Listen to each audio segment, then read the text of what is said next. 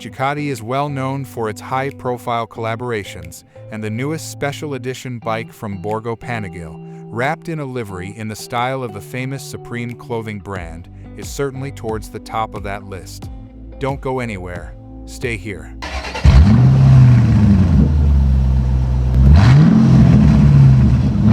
The new Supreme Special Edition is another Ducati Streetfighter V4 S, meaning it uses the same Desmostisci Stradale V4 engine as found in the Panigale V4 Supersports bike, tuned to produce 208 bhp and designed to work as a stressed member of the chassis in combination with an aluminium front frame.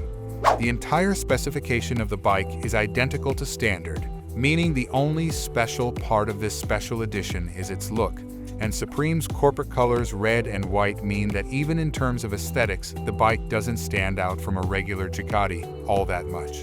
Unsurprisingly, for something designed by Aldo Drutti, it is quite a pretty design, at least, with red and white stripes going up the front bodywork and over the tank, over which Supreme is written in the brand's font.